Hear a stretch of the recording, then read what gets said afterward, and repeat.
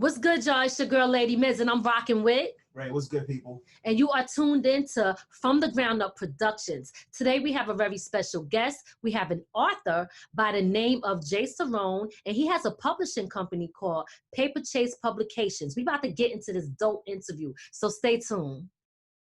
No.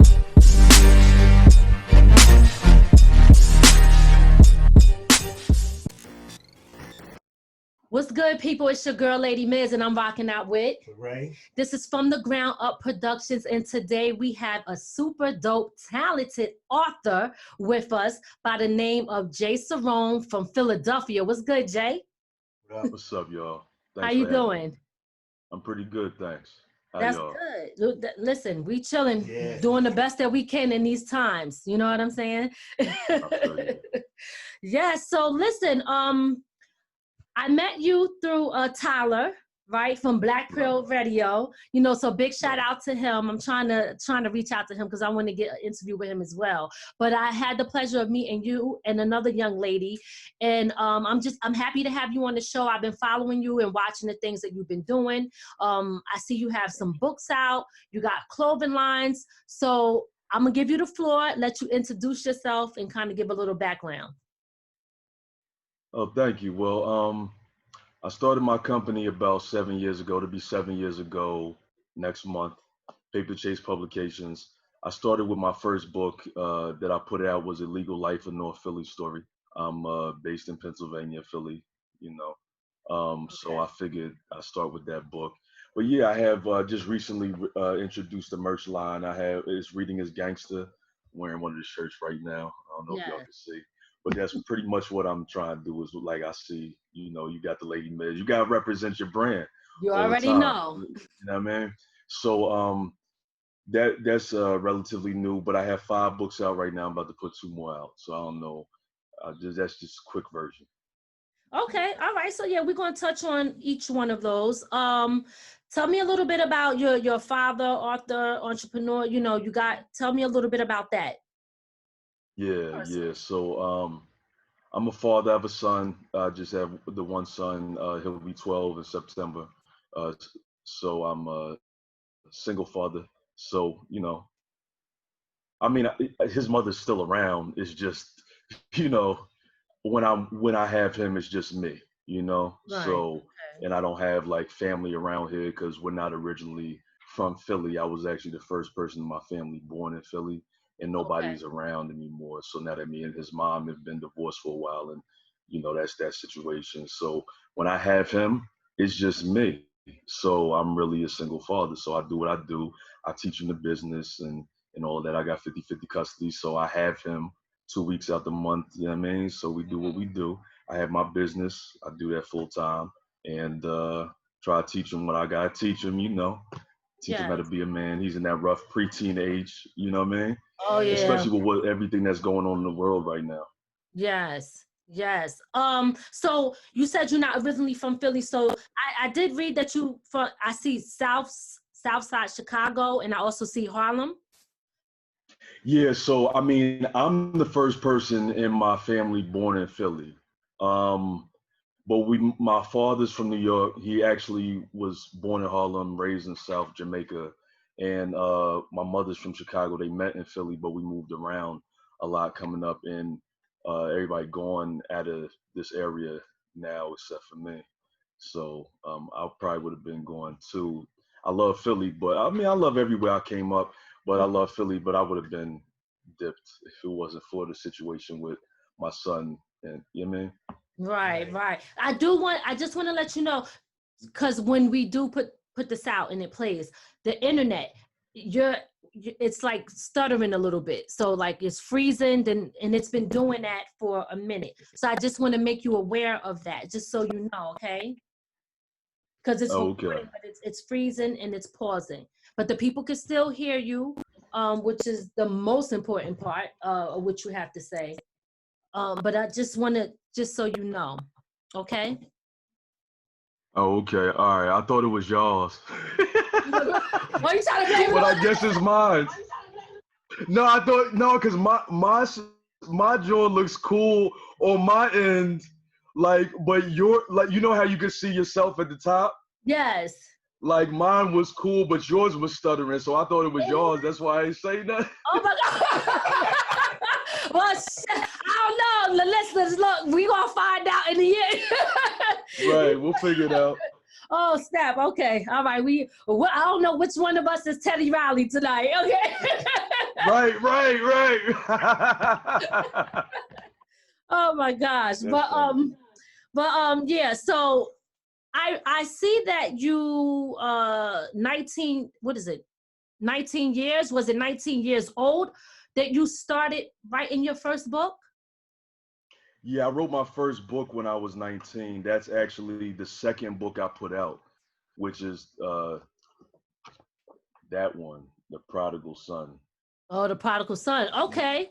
All right. Yes, that's the first book I wrote. I just didn't put it out Now, until a couple years ago. so is that the one that you rewrote again, like 10 years later? Over 10 years later, yeah. Over 10 years later. Okay. All right. So you rewrote that over 10 years later. Now, what inspired you to write this book? It's And tell us a little history also, about it. okay, so Prodigal Son is like a coming of age story. So it's like it's a street joint, but it's more okay. It's about a young brother. He's raised religious. He gets pulled in the streets when he's a teenager. But Mm-hmm. instead of just talking about the street stuff, it talks about the psychological reasons why he got pulled into the streets.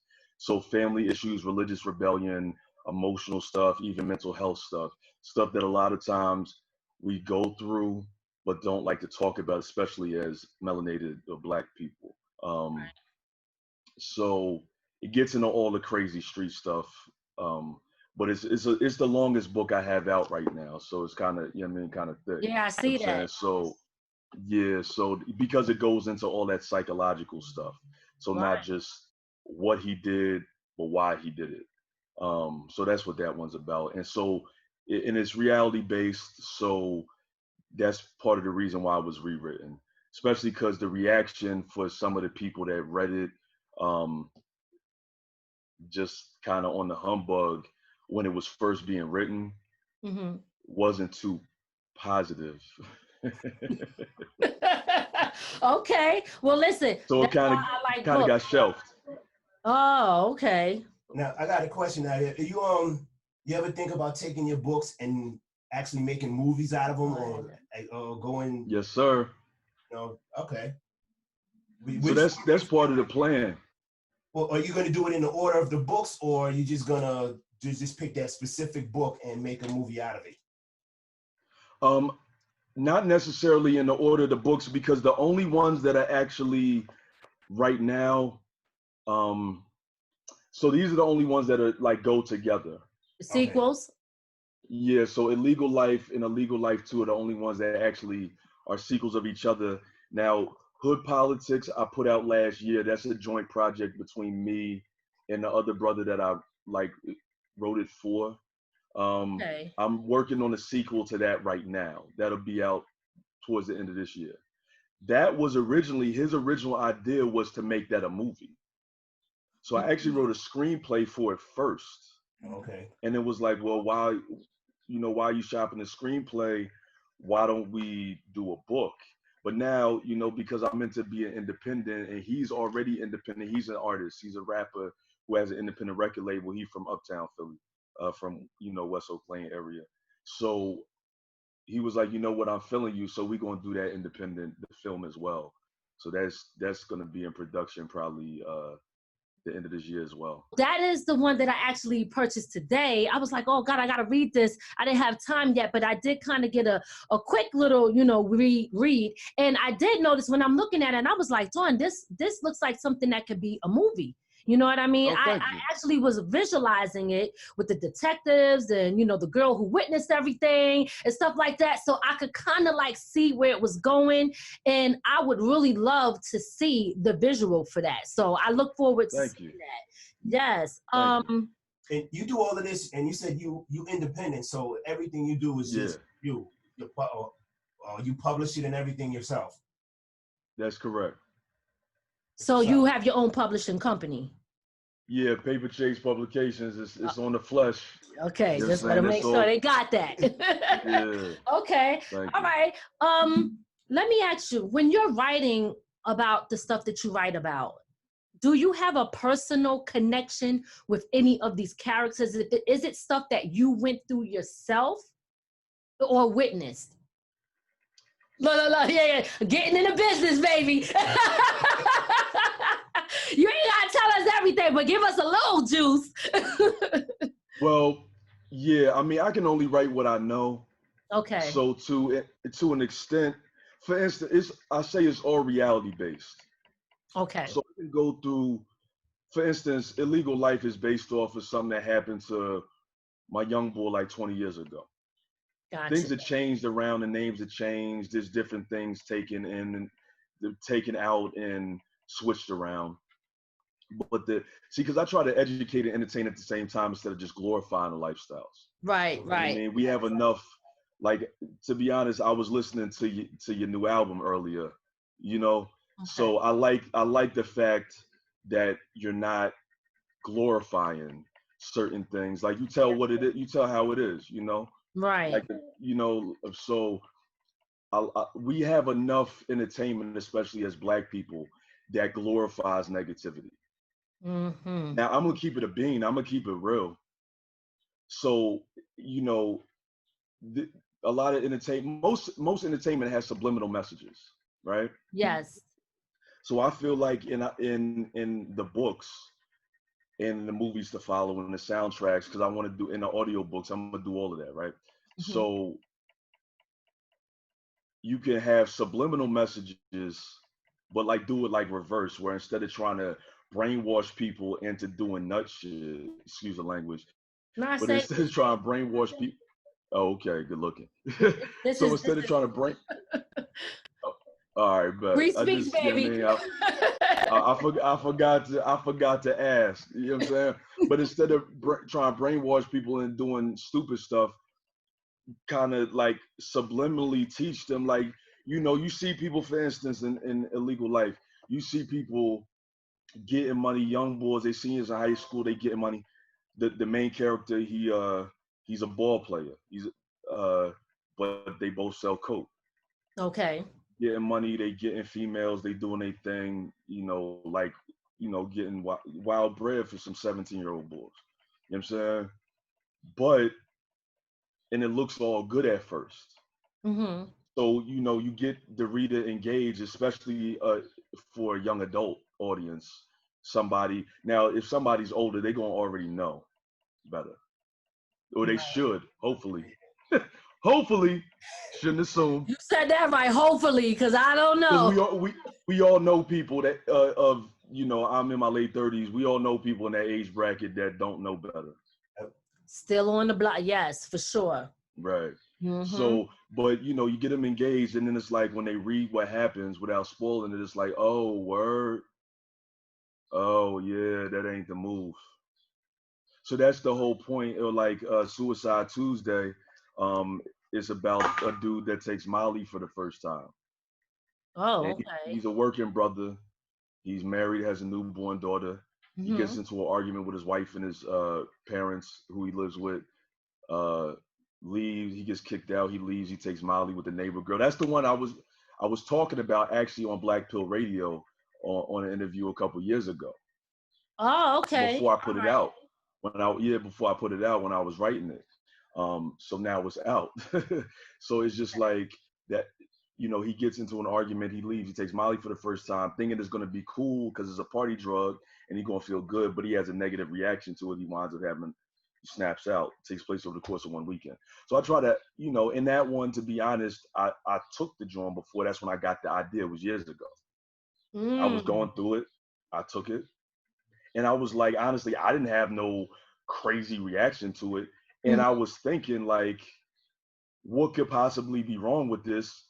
Because it feels pretty decent. You know what I'm saying? Like, I ain't gonna hold you. It feels pretty decent. Really? Wait, like, I don't know. I stopped at the blunt. You know what I'm saying? So I don't know. No, yeah. Me, for the most part, me too. But I'm gonna be honest, and that's what I wrote in there. Mm-hmm. That sometimes when when something's popular and you going through stuff and you think you're getting it from a reputable source because I knew somebody who sold it. Okay. You know what I mean? So like I watch people do it for a certain period of time, a certain group of people, and I knew this person who sold it and kept saying, "Oh no, this is the good. Like this ain't the stuff that's gonna have you running around butt naked. I'm cool. I'm cool. I'm cool." Like I was cool on it, but then I was going through it. Me and my ex had separated. See what I'm saying? I write what I know. Then my aunt had died, and I just was like, fuck it. You know what I mean? So that's part of how the inspiration for the book came along. But I feel like reading is gangster. So I started researching what is in this stuff. Why do I know I don't want to take this ever again? Okay. So why? So and that's what gave me the book idea for real. So like for the most part, to answer your question, I answered a short point. It's cool. But yeah, I write what I know. Yeah. Okay. Now, you served the reading is gangster. Where did you come up with that? Well, you know, Frederick Douglass said, "Knowledge makes a man unfit to be a slave." So, and he said that because he had a slave owner shortly before he stopped being a slave, when he ran away, his mistress was teaching him how to read. I read this in his one of his autobiographies. She was teaching him how to read, and her husband came and said, caught her, and she was like, "No." He was like, "No, you can't teach him how to read. He'll be no good to us." You know what I'm saying? Like, because knowledge makes a man unfit to be a slave. Like I heard the quote before, but when I was, coming up, but I thought he came up with that. Right. I didn't realize till I read his autobiography that he learned that from a hating ass white slave owner that was convincing his wife. And then after that, he said that she became worse than her husband. She was horrible to him after that. She was the nicest slave owner he had before that. And after that, she became horrible to him. And that was what motivated him to sneak newspapers and all the stuff she was giving him to help him learn how to read children's books and newspapers. He went harder. And then on top of that, my personal twist to it is that, you hear about like Robert Smalls and all these people that rebelled during the time when it was illegal to learn how to read. And the ones that became the black abolitionists, they knew how to read. Then on top of that, I just want to change the narrative because, like we were talking about earlier, you got too many people, and I was in the streets. I got 2 felonies. Like I did what I did,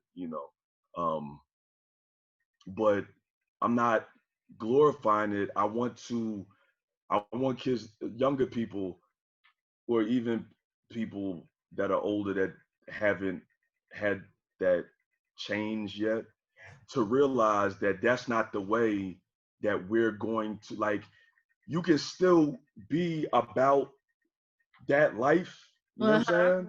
Yes. And not be corny, not be whack, not be a herb, not be all that other stuff. That's right. And still pick up a book and educate yourself, because that's the only, like, that self-destruction stuff is not thorough. It's not. That's a fact. That's a fact. It's not gangster at all. Right. So I was looking through your bio, okay, and you spoke about some things in there as far as you needing to turn to the streets to survive, and then there was some consequences after that, which you're kind of touching on, but I would like to get a little bit more into that so that people can understand, because we're going to get into, I know you're involved in some community things as well, right? Something like that. Okay, so we'll get to it, but no, listen, everything counts. I'm not going to fraud. I'm not going to sit up here and fraud like I'm, whatever. But I do what I can on the levels that I can. It's cool. Yeah, listen, I think that, and that's why I want to get into what you wrote about in the bio and talk about this, because knowing the history to see, okay, you are going to be an inspiration to people who think like, I can't do this, or I'm in this lifestyle and I'm stuck here. Well, that's not true. Change is possible. And we have to be able to lead and show the ones coming after us that this is important and it can happen. So I want to let's go through that journey, if you don't mind, because it's in your bio. So I figure, why not talk about it, right? Let's go through that journey of, of you having to survive, right? Do what you have to do, the consequences, and then to where you are now. Step by step, okay? So let's first start with you need to survive. Step by step. No. I don't mean step by step. You know, I'm saying. How much time you got? I don't need all details, but you know, the basics. Well, basically, I'll make it as concise as possible. Okay. Basically, when I was younger, teenager, I kind of got into the streets. Well, kind of heavy, and but then I like fell back from that, and that was my Harlem days, St. Nicholas projects and all that, 127, all that, Wild in Washington Heights, all that in the 90s, you know. But then I fell back, right? Mm-hmm. I fell back. I came back to Philly, and I was acting right. I was on my apostle shit for a while, right? Okay. So my son calling me now. I told him I had, see. You go ahead, pick it up. You want to pick it up and tell him you hit him back? Yeah, I'll tell him if you don't mind. What's up, boy? I'm on the podcast interview right now. Can I call you when I'm done? My zipper keeps coming down. All right, thank you. I want to make sure it's not on here. It's probably gonna be half an hour, 45 minutes or something. I'll call you when I'm done, okay? You clocking me like you my father. Okay, I'm gonna call you when I'm done. I love you. Aww. All right, bye. My fault. And let me tell you, that's also the reason for the change. Yeah, well, I'm gonna tell you, because it was the reason for the change, but it was also the reason. All right, so yes, the fact that he's aware is kind of the reason for the change. The fact that he was here was kind of the reason for the backslide. You see what I'm saying? Because the pressure of, all right, let me just see. I talked him up. See. So what happened was, let's get into it. I came back to Philly. I was on some apostle shit.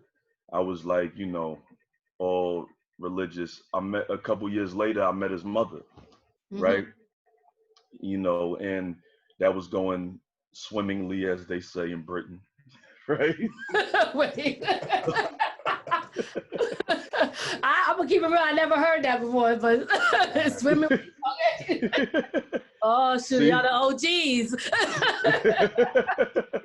So then, I'm not the type of boy that play games. So, like, not saying that, you know, whatever, but I'm not the type of boy that play games. So we got married after a couple of years, because I had been like, you know, I've been in the streets and been through a lot of stuff when I was younger. So I felt like she was the type that was going to hold me down. And I wasn't in the streets no more.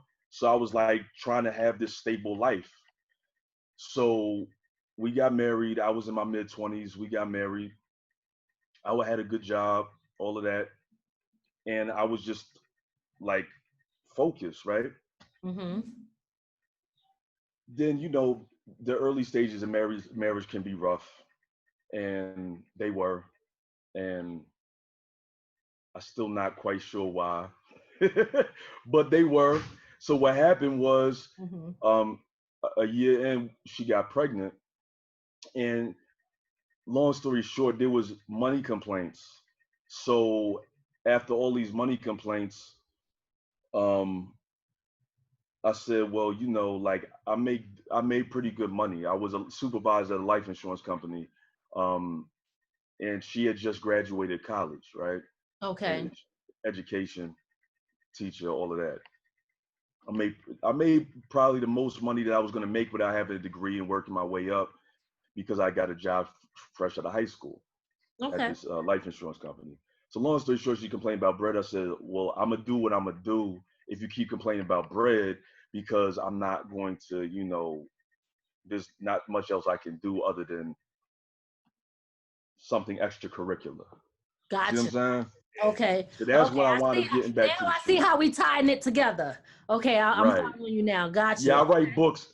I write books. I'm not always the most concise. But no, I I got it though. Now apologize. you think you're doing the right thing. You leading up to. That's the script. That's like the movies. There Okay. you go. There I you see where go. you're going with it. There you go. Now, So now you're picking up what I'm putting down. I got you. So okay. So you did what you had to do to survive, and And I got ratted on. oh, okay. So we gonna just go right there. Okay. So shit, he said, just like that, you got ratted on. Had a couple year run. I was hustling with this dude I was cool with, Mm-hmm. but thought I was cool with, Okay. and had known for some years. It wasn't like I knew him from the sandbox or nothing, but I knew him for some years. We actually also worked together at the life insurance company, which was crazy because I Oh worked there for wow. years. You know what I'm saying? Okay. And the crazy part was like, well, you know, I ain't gonna give you too much. He said, I'll be damned if I'm gonna tell y'all all my business. What I'll do is write about it and y'all can buy the book, okay? Pretty I much. hear you. I hear you. It's all good. Listen, so that happened. You served your time. You did what you needed to do. Was there a transformation in the time when you were serving your time? Well, see, I didn't. Fortunately, I didn't have to like. I did my little county situation. Okay. Made bail and fought my case from the streets. Right. Okay. Got sentenced.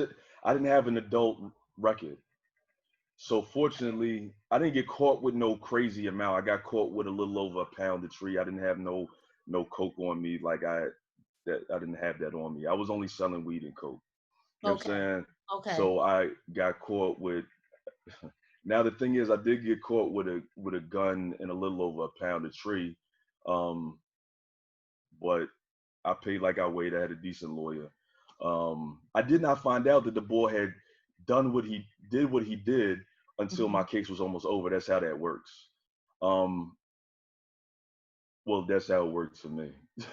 I'm pretty sure that's how it works. I'm not gonna sit up here and act like an expert. I just became an expert on my situation dealing with it. You know what I mean? Got you. Yes. But yeah. So I got sentenced to 3 years house arrest. Oh shit! House arrest? That's not Yeah, like a walk in the park to me. I'll take that. I take it all. I took it all day. You know what I'm saying? Because I was facing 5 to 10 state time, Oh but wow. I finagled and maneuvered. Well, I didn't. I kind of did. My lawyer did most of it. You know what I'm saying? But my fault. I'm not. I'm pretty. I'm pretty. Reading is gangster. That's another reason why I say reading is gangster. Okay. You know, see, people when they got time to sit, you can do research. Facts. So there's people that in the county that they call lawyers because these dudes sit up there in a law library and they figure stuff out. Even for instance, fast forwarding after me and my son's mother broke up, there's things that I found out handling the divorce in custody in a law library. Oh that I had to wow. handle. Okay. See what I'm saying? Handling stuff pro se. So reading is gangster for real all day, every day. Like ain't nobody ever gonna have me stop saying that. I feel you 100%. I had a question. Oh boy, I'm trying to. Okay, so 3 years house arrest. This pandemic right now, sitting in your house don't mean nothing to you. I was just about to say, like we do this all day, right? Right. I know what that feel like too. So I already know we on house arrest now. Real rap. And I just feel like and that's when I wrote. That's when I started doing all these. I started working out more to get back in shape because I was nesting. And at first, when I first got married, got all big, you know what I mean? Got out of shape. Then when I wasn't doing that, between working 2 jobs at first before my son was born and then working and hustling, I was just all at it. So then I kind of used that time like people hopefully are using the quarantine time to get your mind right, get yourself right, accomplish things. Yeah. You know what I mean? So I just feel like, it ain't nothing. But during my house arrest time, I was researching on how to start the publishing company properly. So would you say that during these times, this is what you was learning in the process of going through all that you're going through? how to start your own publishing company and how to do everything? Is this when you started to learn the business part of being an Yeah. author? Okay. Yeah, I mean, I started learning it. I started researching it when I first wrote Prodigal Son when I was 19, but it had been so many years that had passed and I had so much time. Then yeah. And yeah, that was the time that I was spending doing that, yes. I'm not sure if you answered this or not, so I'm gonna ask it again just in case. When you was 19 and you put your first book out, was it under your own publishing company or was Oh, it I through didn't put another it person? out. Oh, you I did. didn't Oh, put it out. okay. It So got that was okay. So that was the It was, one you it was the showed. first book, but you did it I That all. you wrote did. it. I wrote it. Okay. It got hated on so bad by a couple people close to me that wasn't even that they weren't the person wasn't even supposed to read it. And the only reason I'm not saying who it was that is out of respect for the person because of the Uh-huh. relationship with her. But she hated on it so bad that I didn't put it out. Like that killed that situation for over a decade. So are you gonna put the book out? Oh, it's out. Okay, It's out so now. it's okay. Let me see which one that one is. Okay, Prodigal that one. Son. All right. Okay. So you didn't allow anybody to stop because I know how it is to write something and then for due to other people's feelings, you hold back on that. But that's not really good because that's your goals and your process. And it is what it is, right? So I don't think people should hold back what they got to do. You got to do what you got to do for yourself. Now Right. I know we spoke about all the other stuff, but I know when I was talking to you, you was telling me that you were involved in something in the community. I know you said I do what I can, but tell us about that because that's a process. Well, it's more on a well, first of all, it's more on a when I meet people Mm-hmm. and they ask me or I see an opportunity to do something, like a Okay. mentorship type thing, a speaking opportunity type thing.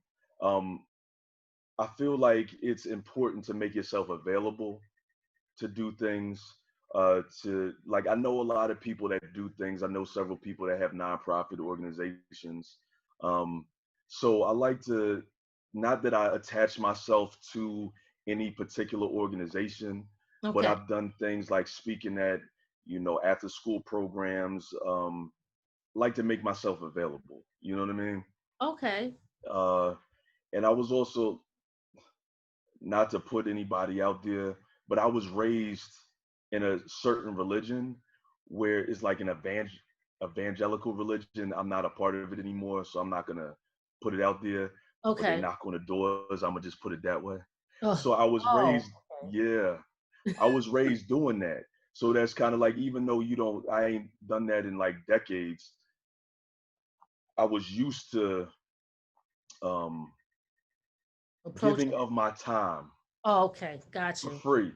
You see what I'm saying? Yes, yes. Okay, listen, don't minimize that and say, well, I don't, because listen, what you're doing is something big. That's a community advocate. You're out there, you're talking to the kids, you're giving or adults, you're giving knowledge on certain things, and you're giving hope. So I would not minimize that at all. For real. Well, thank That's, you. Yeah, that yeah. You never know. You might say something that can change somebody's life now, exactly. at that moment. It don't take much nowadays. You can say something and hit a switch in someone. So yeah, Thank don't you. minimize that, man. I appreciate that. Definitely. So now I want to talk to you about, let's get into the author part. Talk to me about the process of writing. What advice can you give to people who's looking to write a book? What's the process? Well, First, I you would gotta say, light your shit up. That's rule number one. well, my fault, my fault. This is what I would That's say. all good.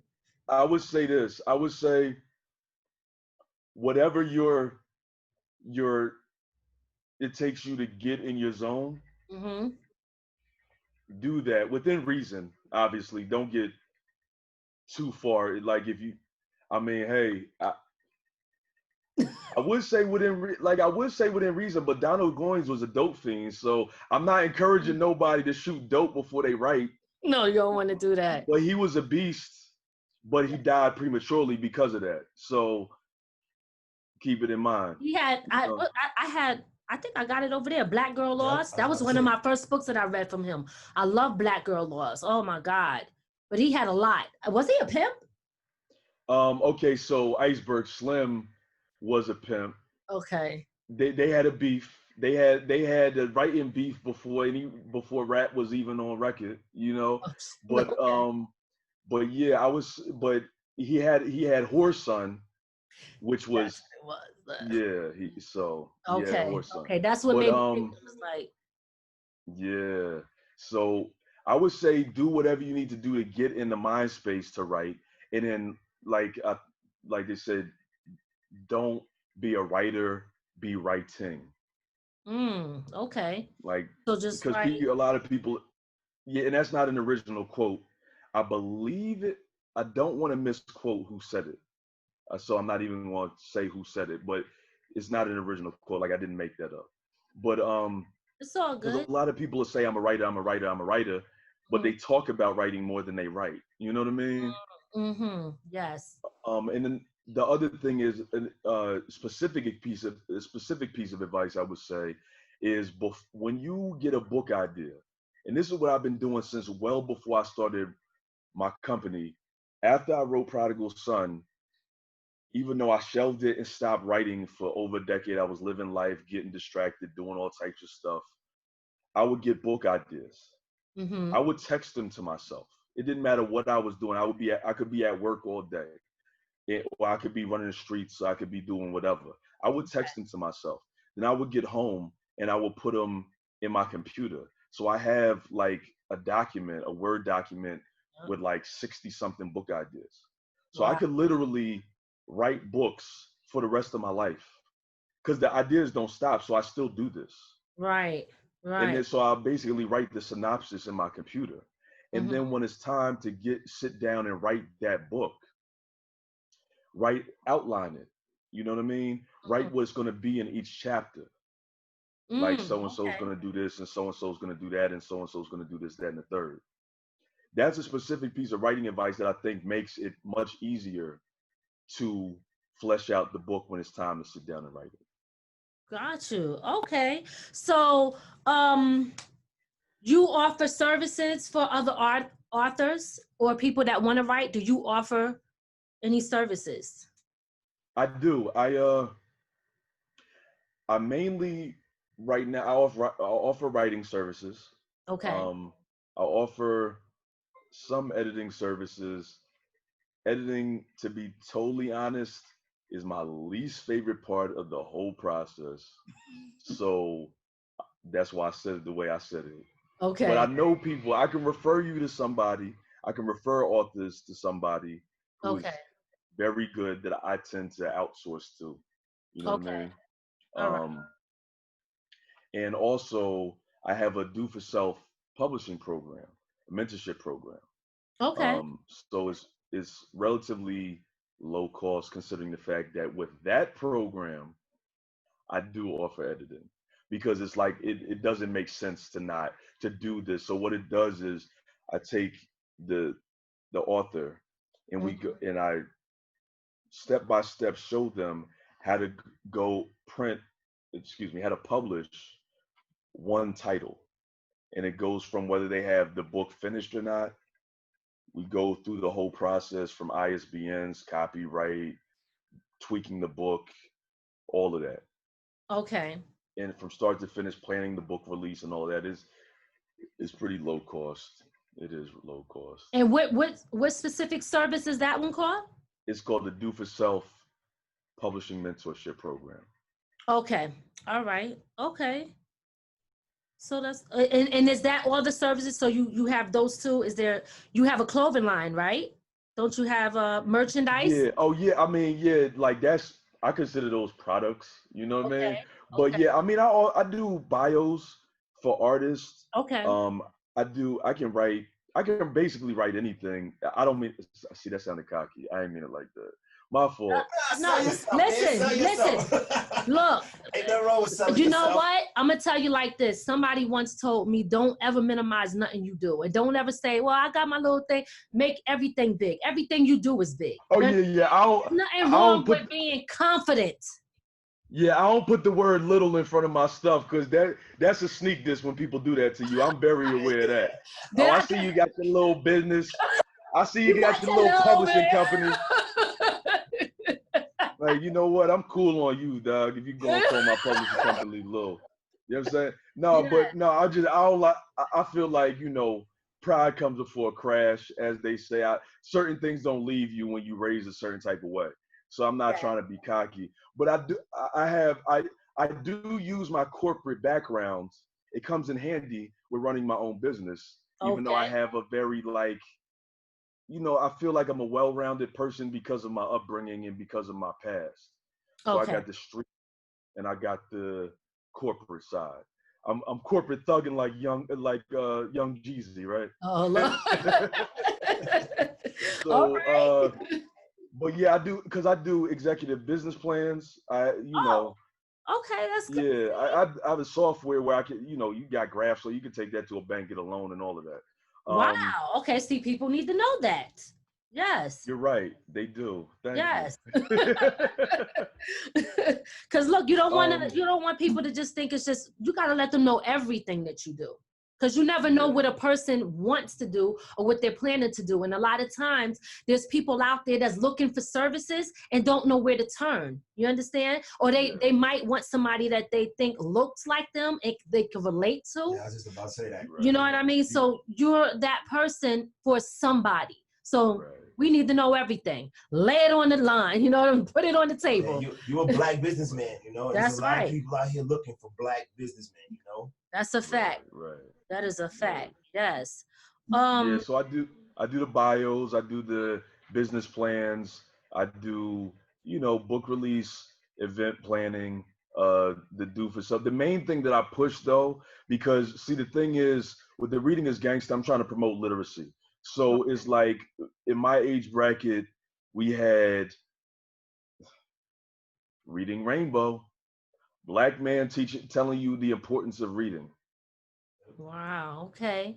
So it's like, I feel like they took that off and then want to say, you know, kids don't read. Well, and especially black kids. Well, you had the TV show, and then, you know, well, I'm not going to get into the whole Bill Cosby thing, but, you know, for all, whatever he did or didn't do, he did a lot of positive. You know, like I didn't happen to have the opportunity to go to college myself, but a lot of females in my family did. And I know, including my son's mother, and I know they have said that different worlds motivated them, the ones in my generation. Okay. Right. Okay. So all I'm saying is we need to promote literacy, and that's why I really, really focus on the do for self publishing program and all the things that go along with promoting literacy and promoting ownership of business. So when I get to talk to people, that's kind of when it leads into me telling them like the other stuff, because like, oh, well, you know, I can do a business plan for you too if you're trying to start a publishing company. It's not that, you know what I mean? Because it's usually not the business plans that I do. I can do any type of business plan, but it typically lends itself, the conversation lends itself to me introducing that. Like, this is not my go-to, where it's just like, I'm gonna do a business plan for you for a linen company. It's usually, you know what I mean? It's usually when the conversation it has to do with something involving literacy, books, publishing, you know what I mean? Or music artistry, because I do a lot of bios for artists. Okay, yeah, because you used to DJ? Did you DJ? I did used to DJ. It's been a minute. It's been a minute, but yeah, and I I read used to that DJ. in your bio, so I know you love music, so you used to DJ. All right, so okay, so you're very well rounded in everything that you do. So you said you got 5 books out right now, right? Is that correct? And you have 2 more that you're about to release. Yes. Can you give us the name of those books again, please? Okay, the books that I have out now, and I can show you better than I can tell you. Yeah, show us. All right, so the first one I put out was Illegal Life, a North Philly story. So it's Illegal Life, a North Philly story reloaded now because I added 2 new chapters about Okay. a year and a half ago to set it up for the sequel, which I just put out a couple months ago, right before quarantine. Illegal Life 2, Carl's Revenge, um, and then Prodigal Son, Book 1. That sequel is in the making right now too, as well. All And right. then Suicide Tuesday, and of course, Hood Politics, the sequel to that, is in the making right now as well. That'll be out at the end of the year. And then the 2 books that will be out within the next couple months are Supreme, based on a true story, which is also a joint project. Me and Derek Primo Riddick, he's an artist, 20-year-old from Virginia. He was raised in Virginia and Brooklyn. He's a very talented young brother. His doing his thing, doing his thing. Okay. And so that's a joint project that'll be out very soon. I just posted the cover online. And then the next project that's finished, but it's in the works of getting, everything getting done with that is called The Chosen Ones. Mm. So that'll be out soon as well. Okay. All right. And now you have a website, right? I do. Okay. And PaperChasePublications.com. all right. And we're gonna put that on the screen, so don't worry. So let me ask you, your book, is it available like on other platforms, or would you prefer people go straight to your website and purchase? Cut out F the middleman, because I built all this from the ground up. All That's why right. it's tatted on the arms. You know what I'm Okay. saying? You This for heard life. him. You heard him from the ground up. All right. See That's that? See what I did there? See what I did there? that cross promo, baby. That's that cross Exactly. Exactly. Listen. But Yeah, go ahead. but for people that just love making Bezos richer, it is on Amazon.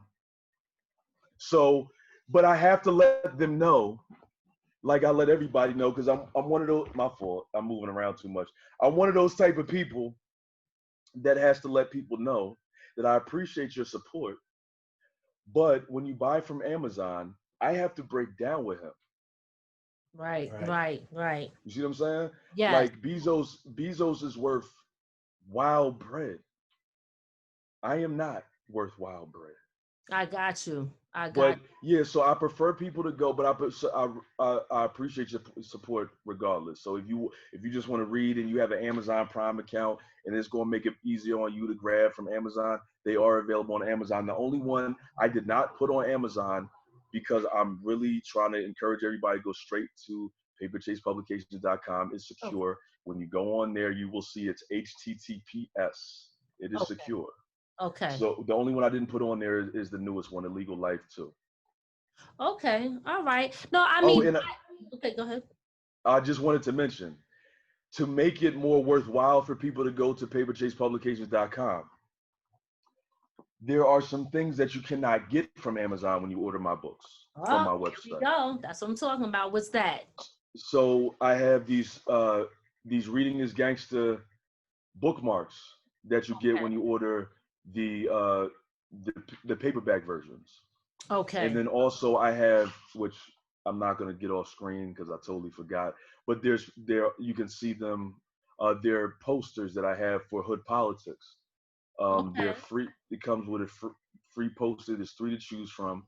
I post them on the Instagram and all of that. So yeah, there's free promo materials that come only if you order from paperchasepublications.com. I'm not just asking you to order from my website and not giving you value for doing so. Okay. So these are for Hood Politics. Okay. So there's 3 posters. That's one of them. That's the other one, Okay. and that's the other one. So you can choose. You get one. So if it's in person, because I do a lot of vending and stuff like that, Hmm. you get to choose one.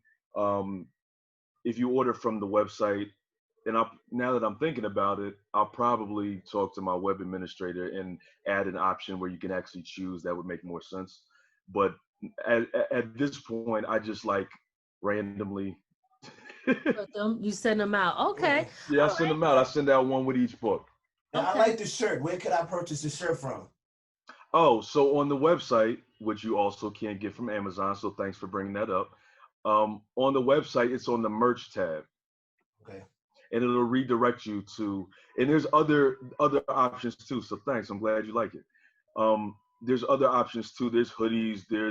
I have the Reading is Gangster in this style.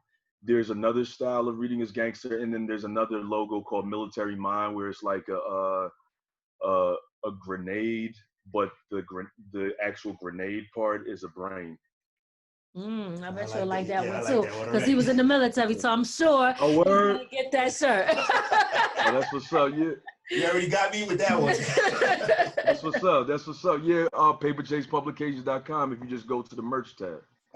Okay. All right. Well, listen, we really enjoy having you on the show. Keep doing your thing. Keep inspiring. Keep getting the message out there, especially the shirt. I love the shirt. I love the message because you are taking something and making it cool. You understand? So Reading is Gangster, and that's super dope. Everybody, your kids should have this shirt on, okay? So, and adults, you know what I mean? But you got to start them off here so they grow up already knowing that. Give all your social medias and also your website again so people know how they can support and follow you. All right, thank you. And thanks again for having me. My website is paperchasepublications.com. Instagram is at paperchasepublications with an S on the end. Facebook is paper-chase publications. YouTube is the same. And Twitter is J_paper_chase. Got you. Okay. All right. You got any more questions? That was it. All right. Well, listen, once again, I want to thank you for being on From the Ground Up Productions. I'm going to be in touch with you anyway because, you know, I put a book out, but they taking my money, okay? Because I ain't know nothing about doing the publishing company, so I definitely got to link with you on that. And I'll be sending people your way, of course. Keep being great. Keep doing what you're doing. And before we get out of here, is there anything that you want to tell the people that we did not ask you? I just appreciate y'all for having me. I appreciate everybody's support, past, present, and future. And, you know, everybody, literacy matters, Black business matters, creatives matter, independent, stay independent, ownership matters, all of that. You know what I'm saying? And be safe and stay dangerous out here. You know what I'm saying? Because they ain't playing fair. And that's all I'm saying. I know that's the truth. That's a fact. All right.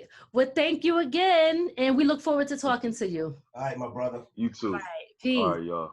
Later. Peace.